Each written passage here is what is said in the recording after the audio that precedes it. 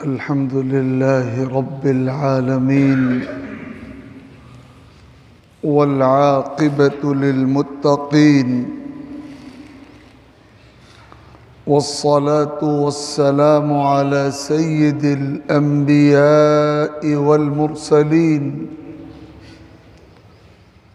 وعلى آله وصحبه أجمعين. أما بعد فأعوذ بالله من الشيطان الرجيم. بسم الله الرحمن الرحيم. وما هم بضارين به من أحد إلا بإذن الله. صدق الله ربنا العلي العظيم. وقال سيدنا ومولانا محمد صلى الله تعالى عليه وآله وسلم: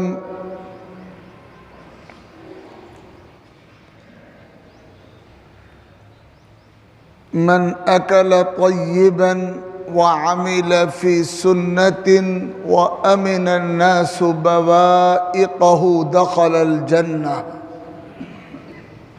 صدق رسول الله صلی اللہ علیہ وسلم.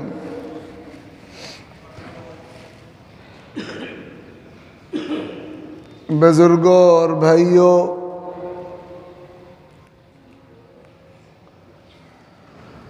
اللہ رب العزت نے اپنے تمام بندوں اور تمام بندیوں کو اپنی کتاب مقدس قرآن مجید میں صاف اور واضح الفاظ میں اس بات کی تاکید اور تلقین فرمائی ہے کہ تم اپنی عملی زندگی میں مکمل اور 100% مسلمان بن جاؤ. یا ایھا الذین آمنوا ادخلوا فی السلم کافہ ولا تتبعوا خطوات الشیطان انہ لکم عدو مبین. اے ایمان والو، تم اسلام میں پورے کے پورے داخل ہو جاؤ اور شیطان کے راستے پر مت چلو. شیطان تمہارا کھلا ہوا دشمن ہے. اور دوسری جگہ قرآن مجید میں اسی مضمون کو ان لفظوں سے بیان کیا گیا: وَلَا تَمُوتُنَّ إِلَّا وَأَنْتُمْ مُسْلِمُونَ، کہ تم اس بات کا یقین دلاؤ اور اس بات کی ضمانت لو کہ تمہاری موت اسلام کی حالت میں آئے گی.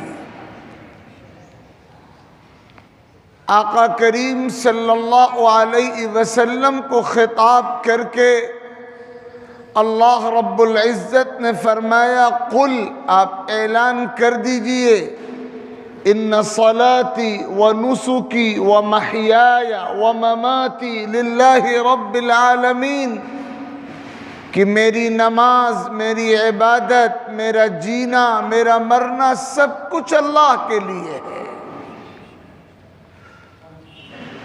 اللہ تعالیٰ کا حکم ہے کہ اللہ کے بندے رسمی مسلمان بن کر نہ رہیں، سچے مسلمان بن جائیں. رواجی مسلمان بن کر نہ رہیں، حقیقی معنوں میں مسلمان بن جائیں. اللہ تعالیٰ کے اس رجسٹر میں جس میں ایمان والوں کے نام درج ہیں، انہی ایمان والوں کا اندراج ہو سکے گا جو رسمی نہیں، حقیقی ایمان والے ہوں. جو رواجی نہیں سچے ایمان والے ہوں۔ آج صورتحال یہ ہے، اگر ہم اپنا جائزہ لیں اپنی گھریلو زندگی کا، اپنے اخلاق کا، اپنے معاملات کا، اپنی معاشرت کا، تو یہ افسوسناک نتیجہ سامنے آتا ہے کہ ہم میں سے اکثر حضرات ایک خاص قسم کے رسمی اور رواجی مسلمان بن کر رہ گئے۔ اسلام کی جو روح ہے وہ زندگیوں سے نکلتی جا رہی ہے۔ آپ تصور کیجئے کہ آج سے تقریباً 1300 سال پہلے وہ قافلہ جس کی تربیت صحابہ کرام کے ذریعے ہوئی تھی، جن کو ہم اپنی زبان میں تابعین کہتے ہیں، اس تابعین کے قافلے کے جو اولین بنیادی قسم کے لوگ ہیں، ان میں ایک نمایاں نام ہے سیدنا حضرت حسن بصری رحمہ اللہ کا۔ انہوں نے اس دور میں اپنے زمانے کے لوگوں کو خطاب کر کے فرمایا تھا، ہیہات ہیہات اہلک الناس الامانی، ہائے افسوس، ہائے افسوس، انسانوں کو ان کی آرزوؤں نے، دولت کی ہوس نے، عہدے کی حرص نے اور دنیاوی معیار کے اعتبار سے بڑا بننے کی چاہت نے ہلاک و برباد کر ڈالا ہے۔ ایمان بلا یقین، ایمان تو ہے لیکن یقین کی روح ختم ہو گئی ہے۔ رسمی اسلام ہے، دکھاوے کا اسلام ہے، نام کا اسلام ہے، روح، اسپرٹ، حقیقت ختم ہو گئی ہے۔ ایمان بلا یقین وقول بلا عمل، زبان پر اسلام کے دعوے تو ہیں لیکن عمل کی روح ختم ہو گئی۔ اور آگے فرمایا انما دین احدکم لعقۃ علی لسانہ، تم میں سے ہر ایک کا دین اس کی زبان کا چٹخارا بن کر رہ گیا ہے۔ یعنی ہم زبان سے اپنے مسلمان اور مؤمن اور سب سے بہتر ہونے کے دعوے تو ضرور کر رہے ہوتے ہیں، لیکن ہماری عملی زندگی میں اسلام کی اور ایمان کی کوئی روح، ایمانی اور قرآنی تعلیمات کا کوئی عکس اور اس کا کوئی اثر اور اس کی کوئی پرچھائی دور دور تک تلاش کر کے بھی نہیں ملتی۔ دنیا کے نقشے پہ آج جتنے مسلمان آباد ہیں، مجھ سمیت اور آپ سمیت، آپ دیانتداری کے ساتھ سروے کریے اور تجزیہ کیجئے، 99% مسلمان، بلکہ اس سے آگے بھی اعداد و شمار پہنچیں گے اگر تجزیہ کیا جائے گا، 99% مسلمان ایک خاص قسم کے رواجی اور رسمی مسلمان بن کر رہ گئے۔ ہم مسجد کی صف کی حد تک نمازی ہیں، مسلمان ہیں، مسجد کی حاضری کی حد تک مسلمان ہیں، اور بہت سی مرتبہ ذکر کی حد تک، تلاوت کی حد تک، داڑھی اور ٹوپی کی حد تک، اور دین کے ظاہری اعمال کی حد تک اور عبادتوں کی حد تک تو ہم مسلمان ہیں۔ لیکن اگر معاملات دیکھے جائیں، اگر معاشرتی اور سماجی زندگی دیکھی جائے، اگر اخلاقی صورتحال دیکھی جائے، تو ہمارے معاملات عام طور پر یہ گواہی نہیں دیتے کہ یہ مسلمانوں کے معاملات ہیں۔ ہماری معاشرت یہ نہیں بتاتی کہ یہ مسلمانوں کی معاشرت ہے۔ ہماری سماجی زندگی یہ نہیں بتاتی کہ یہ مسلمانوں کی سماجی زندگی ہے۔ ہمارے اخلاق اسلامی اخلاق کی تصویر نہیں پیش کرتے۔ یہ بہت بڑا بحران ہے، یہ بہت بڑا نقصان ہے، یہ بہت خطرناک صورتحال ہے جس سے آج پوری دنیا کی امت مسلمہ جوجھ رہی ہے۔ اور یہی وجہ ہے ہمارے معاملات کے بگاڑ کی وجہ سے، ہماری معاشرتی زندگی کے بگاڑ کی وجہ سے، ہماری اخلاقی زندگی کے بگاڑ کی وجہ سے، غیروں کے دلوں میں ہمارے حوالے سے اور ہمارے واسطے سے ہمارے دین اسلام کے حوالے سے عجیب و غریب نفرت کی فضا ہے، عجیب و غریب عداوت کی صورتحال ہے۔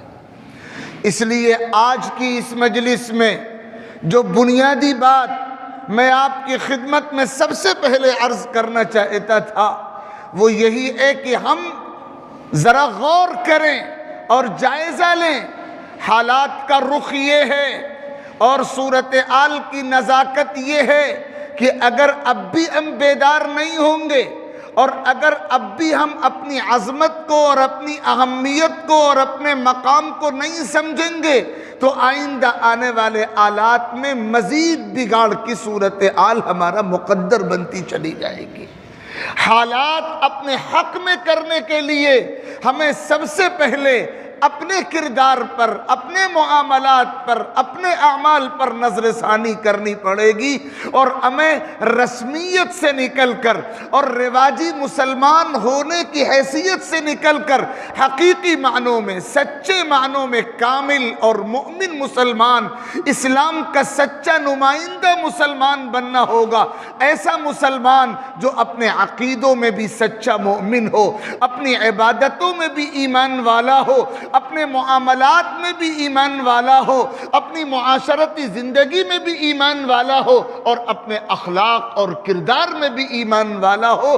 جب ہم 100% سچے مسلمان بنیں گے تو اسلام کی صحیح تصویر سامنے آئے گی، اور پھر آپ دیکھیں گے کہ جن لوگوں کے دلوں میں اسلام کے تعلق سے نفرتوں کی گرد بیٹھی ہوئی ہے، اگر ہم 100% مسلمان بنیں گے اور اپنے کردار سے اسلام کا واضح نمونہ پیش کریں گے تو اللہ تعالیٰ اس کی برکت سے نفرتوں کو محبتوں سے تبدیل کر کے رہے گا۔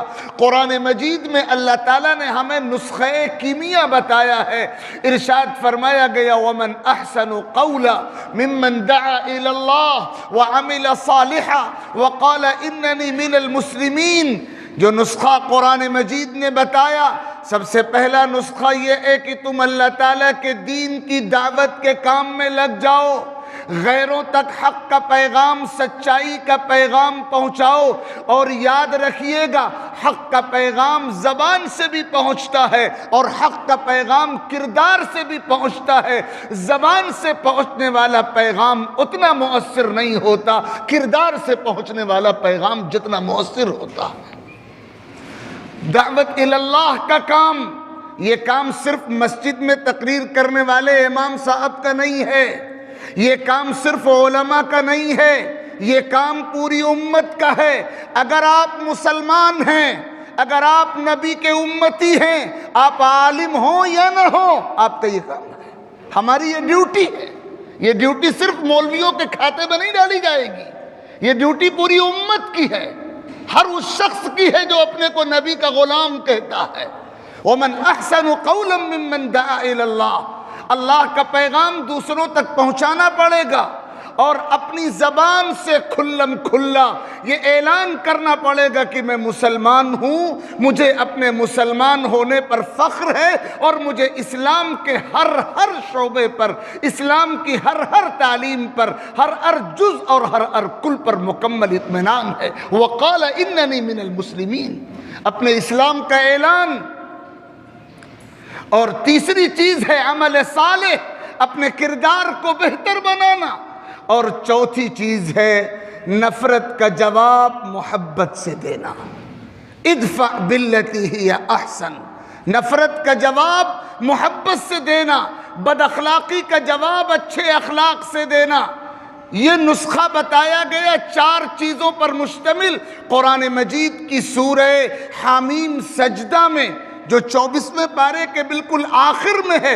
اس سورت کی 2-3 آیتوں کا میں حوالہ دے رہا ہوں، اس میں اللہ تعالیٰ نے یہ نسخہ مجھے اور آپ کو بتایا ہے۔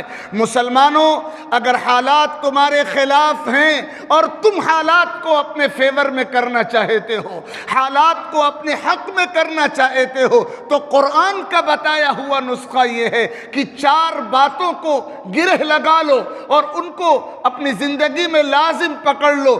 ایک تو اللہ کے دین کی دعوت کا کام، دوسرے اپنے مسلمان ہونے کا اعلان اور اسلام پر اپنے مکمل مطمئن ہونے کا اعلان، اور تیسرے اپنے کردار و عمل کو بہتر بنانے کی فکر، اور چوتھے نفرت کا جواب محبت سے اور بد اخلاقی کا جواب اچھے اخلاق سے دینے کا اہتمام۔ اگر تم ایسا کرو گے، قرآن کہتا ہے فَإِذَا الَّذِي بَيْنَكَ وَبَيْنَهُ عَدَاوَةٌ كَأَنَّهُ وَلِيٌّ حَمِيمٌ، اس نسخے کو اپنانے کا نتیجہ یہ ہوگا کہ جو تمہارے دشمن ہیں وہ مخلص دوست بن کر رہیں گے، جو نفرت کرنے والے ہیں وہ محبت کرنے والے رہیں گے، نفرتوں کی فضا ختم ہوگی، محبتوں کی فضا قائم ہوگی۔ ہماری تمنا تو یہ ہے کہ نفرتیں محبتوں میں تبدیل ہو جائیں، ہماری تمنا تو یہ ہے کہ آلات ہمارے حق میں ہو جائیں، لیکن اس مقصد کے لیے جو نسخہ بتایا گیا ہے، ہم میں سے اکثر حضرات اس نسخے پر عمل کرنے کو تیار نہیں ہیں۔ جو نتائج تازہ ترین انتخابات کے کل آپ کے سامنے آئے، یقیناً یہ ہماری توقعات کے مطابق نہیں تھے، ہمارے لیے افسوسناک تھے، ہمارے لیے پریشان کن تھے، لیکن قرآن مجید ایسے ہی موقعوں کے لیے ہدایت دیتا ہے۔ عسیٰ ان تکرہوا شیئا وہو خیر لکم، بہت سی مرتبہ ایسا ہوتا ہے کہ تمہیں کوئی چیز ناپسند ہوتی ہے، لیکن اللہ تعالیٰ کے علم میں نتیجے کے اعتبار سے وہ تمہارے حق میں بہتر ہوتی ہے۔ واللہ یعلم وانتم لا تعلمون، حقیقتوں سے واقف اللہ کی ذات ہے، تم حقیقتوں سے واقف نہیں ہو۔ اور دوسری آیت میں فرمایا گیا وَمَا هُمْ بِضَارِّينَ بِهِ مِنْ أَحَدٍ إِلَّا بِإِذْنِ اللَّهِ، جب ہم ایمان رکھتے ہیں تو اس بات پر بھی ایمان رکھتے ہیں کہ نفع پہنچانے والی ذات بھی صرف اللہ کی ہے، اور نقصان پہنچانے کا اختیار بھی صرف اللہ کے پاس ہے، اور اللہ کے حکم کے بغیر کوئی کسی کو کسی بھی طرح نقصان نہیں پہنچا سکتا۔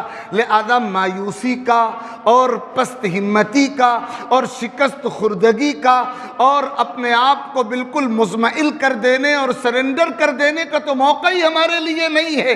ہمارے لیے ان حالات میں یہ میسج، یہ پیغام ہوتا ہے، یہ تنبیہ ہوتی ہے، یا یوں کہیے یہ الارم ہوتا ہے حالات کا اللہ تعالیٰ کی طرف سے کہ ہم اپنی کوتاہیوں کو دیکھیں، ہم دیکھیں کہ جو نسخہ ہمیں سونپا گیا تھا قرآن کی طرف سے، ہم نے اس نسخے کو اپنانے میں کتنی کوتاہیاں کی ہیں۔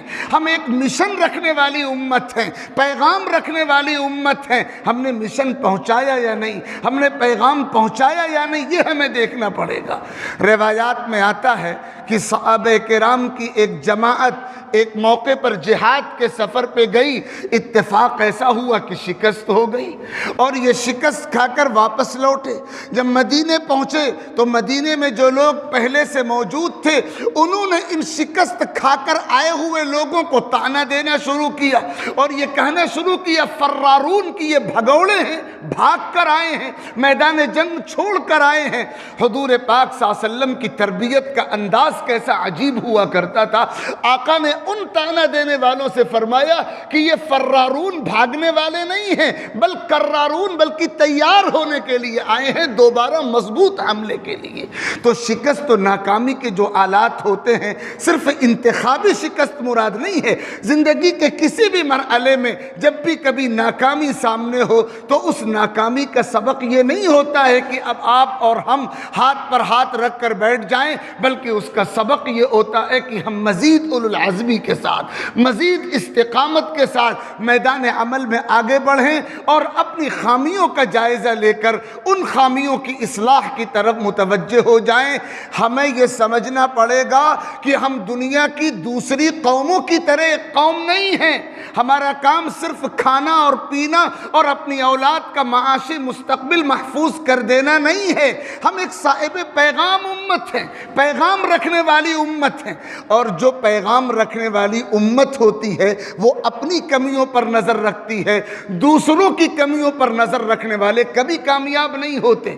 میں یہ بات عرض کروں اگرچہ وقت زیادہ ہو رہا ہے، ابھی جو صورتحال سامنے آئی نتائج سے پہلے تو بہت سے علماء کرام کی طرف سے اور ملت کا بہت سے دردمند افراد کی طرف سے یہ تلقین ہوئی کہ ہم نے اسباب تو جتنے بس میں تھے اختیار کیے، اگرچہ کمیاں بھی رہیں، کوتاہیاں بھی رہیں، جو اتحاد ہونا چاہیے تھا اکثر جگہوں پر وہ اتحاد بھی نہیں رہا، ان کمیوں کا آئندہ ازالہ کیا جائے۔ لیکن اللہ تعالیٰ کا بتایا ہوا قانون یہ ہے کہ اسباب اختیار کرنے کے بعد اللہ تعالیٰ کی طرف رجوع ہوا جائے۔ لہذا آپ نے الیکشن میں ووٹ ڈال دیے، اسباب اختیار کر لیے، اب نتیجے کے آنے سے پہلے کچھ اوراد و وظائف کا اہتمام کر لیجئے، درود و سلام کی کثرت سے درود و سلام کا اہتمام ہو، لا حول ولا قوت الا باللہ کے کلمات کا اہتمام ہو۔ یہ تلقینات علماء کی طرف سے کی گئیں۔